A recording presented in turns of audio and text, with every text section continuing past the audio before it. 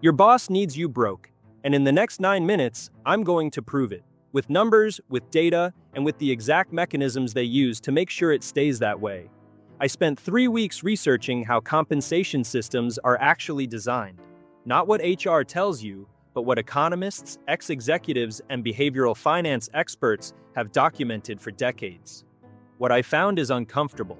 We're going to cover 3 things: the hidden structure of salaries, the psychological trap they keep you in, and the exact shift in mindset that changes everything. Stick around for part 3. Most people never get there, even if you got a raise last year, even if you're considered good with money. Even if you have a savings account, the system is still working against you, and you won't see it until we break it down. Here's something nobody tells you when you get your first job offer. The salary they give you is not designed to help you build wealth. It's designed to keep you available. Think about it. If you had $2 million in the bank right now, genuinely financially free, would you show up to work tomorrow? Probably not, and your employer knows that. So what does a rational company do? They pay you just enough to cover your lifestyle, just enough so that quitting feels risky, just enough so that saying no to overtime, or a bad project, or a toxic manager feels impossible. There's even a name for this in economics. It's called the wage dependency trap. As your salary increases, your expenses tend to follow. A slightly bigger apartment, a newer car, better restaurants. Your company doesn't need to keep your salary low. They just need your lifestyle to expand at the same rate as your raises.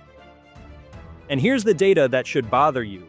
According to multiple studies on household finance, over 60% of Americans, including people earning 6 figures, report living paycheck to paycheck. Not because they're irresponsible, because the system is calibrated that way.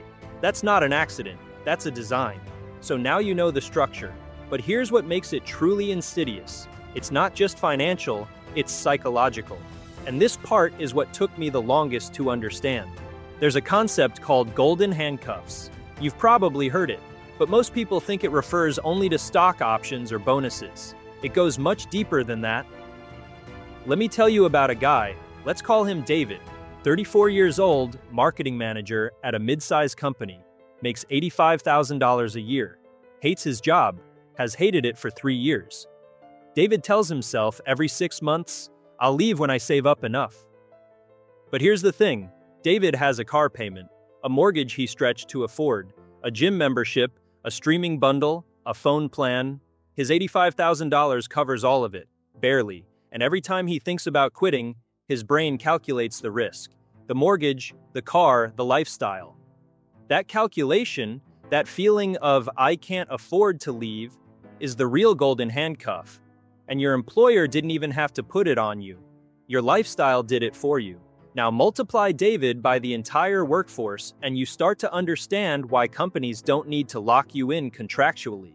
They just need you to have a monthly payment that's slightly bigger than your comfort zone allows you to walk away from. Benjamin Franklin said it first in a different era. A small debt makes you a debtor. A large debt makes you a prisoner. Your employer didn't invent this, but they benefit from it every single day, and here's the layer most financial content never touches: status spending. The pressure to look like you're doing well, because in the workplace, perception is currency. The nicer clothes for client meetings, the lunch spots that fit the culture, the neighborhood your colleagues expect you to live in. None of this is conspiracy, it's just social pressure, operating exactly as designed. This is the part most videos skip, because it's not simple and it doesn't fit in a tweet.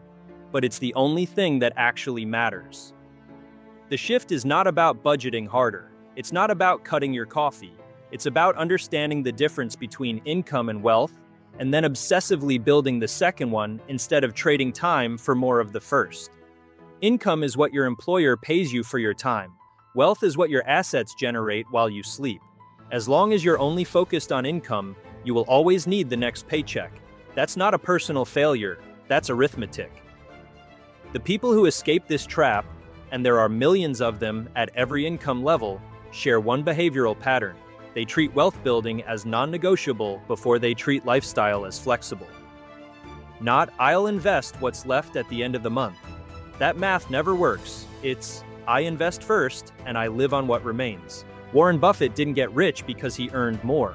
He got rich because he understood compounding, started early, and never let his lifestyle catch up to his income. The gap between what he earned and what he spent, that gap is where wealth lives. Your employer will give you raises, inflation will eat most of them, your lifestyle will absorb the rest, unless you deliberately create a gap and protect it like it's your most valuable asset, because it is. Here's your takeaway: 3 questions to ask yourself this week. 1. If you lost your job tomorrow, how many months could you survive without changing your lifestyle? 2. What percentage of your income last month went to assets versus expenses? 3. Is your lifestyle growing faster than your net worth? If those questions are uncomfortable, good. That discomfort is the beginning of a different relationship with money. The system isn't going to change to help you, but your understanding of it can, and that's where it starts. If this changed how you think about your paycheck, there's more coming. Subscribe, because the next video goes even deeper into the mechanisms they use and what specifically you can do about each one.